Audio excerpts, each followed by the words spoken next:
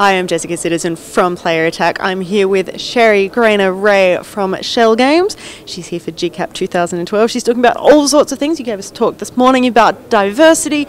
Your job history is pretty diverse, so I guess we'll start with that. When did you start and what have you done since then? I started in the game industry in 1989. I started at Origin Systems as a writer and a designer. And from there, I've been many places. I have been with American Laser Games, where we actually did stand-up arcade machines. I've been with Her Interactive, where I worked on the Nancy Drew series. Sony Online Entertainment, where I worked on Star Wars Galaxies. I've worked lots of different contracting jobs in between then. I did some work on Kings Isle's Wizards 101. I did some work for Kraft Food. I did some work for the U.S. Navy and the Defense Department, and lots of different things and now I'm at Shell Games. And what are you doing at Shell Games? What would people know Shell Games for, I guess, is the other way of starting it, because it's Shell with a C. Yes, Shell. Most people know it for our CEO, who is Jesse Shell, who wrote the book The Art of Game Design, which is a really brilliant book. If you haven't read it, one of the best on game design that's out there. At Shell, we do a lot of things. We do everything from theme park attractions to virtual worlds and mobile games. We do a whole bunch of different things, and it's really very exciting and a lot of fun. What are you doing right now at Shell Games, you personally? Stuff I can't talk about. NDAs are really things. But I can talk a little bit about Puzzle Clubhouse, which is our newest release that we've got out there. One of the first really crowdsourced games out there. We're working very closely with our community. They come up with the game ideas. They come up with a lot of the artwork. The community actually votes on what things they want to see in the games. And it's an episodic with similar characters that run through and a storyline that runs through all of the releases, and with a little small puzzle game that comes out every time. Strongly recommend, take a look at it. It's a lot of fun. So that's your game development background. Now, as we can see, you are a lady. Yes. And as a lady, you have acknowledged that there is a significant lack of women in gaming, which then led you to help found Women in Gaming International. When did that happen, and what has it done for the industry? It actually started about 2 years after I started into the industry, where I got very interested in finding out why more girls weren't playing the games that I was playing, because I was really having a good time, and I've always considered myself to be a girly girl, and I didn't understand why more girls weren't enjoying these games. I thought that they should, and so I started some research into what girls liked and what they didn't, and that kind of rolled over into my position at American Laser Games, which spun off Her Interactive, and I was head of product development for a while for Her Interactive, and it just kind of grew from there, and it was one of the things that somebody had to do, because our industry was hurting itself. I felt that the industry was doing itself a disservice by not paying attention to this rather large, lucrative market that had money to spend, and it was silly for us to ignore it and not go out and tap that market and get the money that we could get. And these days, we're getting all the statistics that 40-50% of gamers these days are actually female. Mm-hmm. Why? But that's definitely not something that's represented in the industry behind the scenes. And you have to be real careful with that number.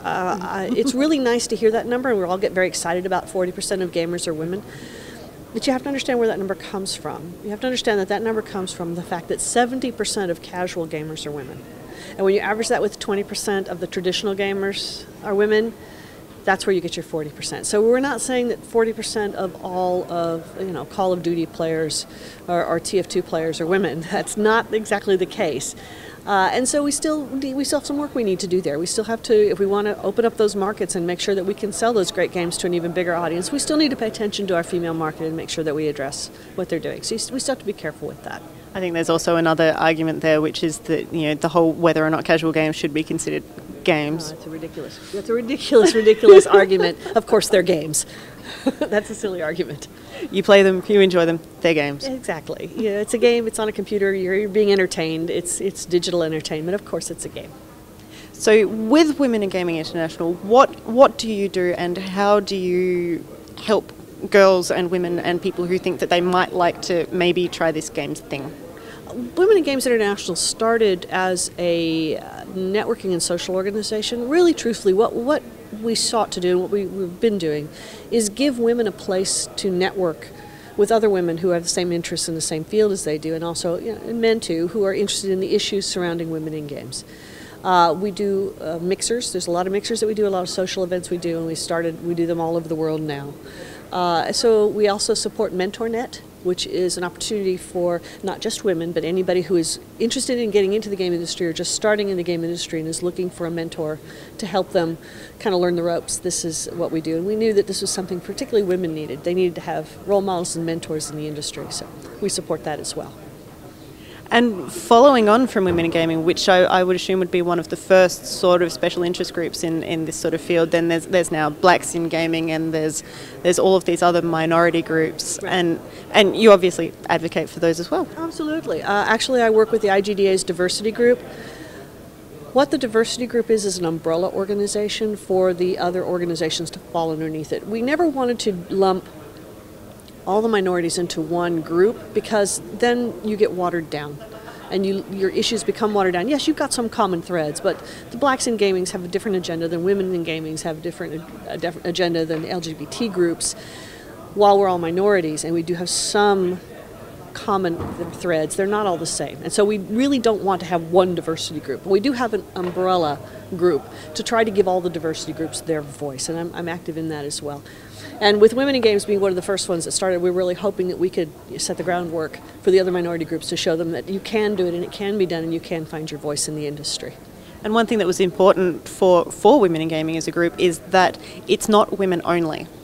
No, it's not. Absolutely, it's not women only. We never wanted it to be women only. It's about anybody who's interested in the issues around women in games and want to see diversity expanded in the industry and wants to help the cause of diversity. So early on, when we were first establishing Women in Games, one of our rules was everything we did was be 50-50 gender-based. All of our panels, all of our events, all of our talks were always 50-50. Do you see that sometime in the future all of these diversity groups and all of these women in gaming and blacks in gaming and LGBT in gaming, they won't be needed because we will actually be on an equal platform? I hope so. That's a beautiful dream. That's a beautiful dream, and I really hope that if we can have a day when that happens, that's wonderful. It's not going to happen soon, but it's certainly going to happen sooner than it would when we started this whole thing 10 years ago. So we're certainly closer than we were. I'd like to see it eventually. It would be very nice. So for the girls who are watching, or for the boys who are watching who want to help support women in gaming, what can they do? They can join Women in Games International and volunteer at the next event. We always are looking for help. We're always looking for people to, hand out name tags and help man the booth and help. Absolutely, come help us. You don't have to be just female to come help this with us. We strongly encourage anybody who's interested in the issues to come out.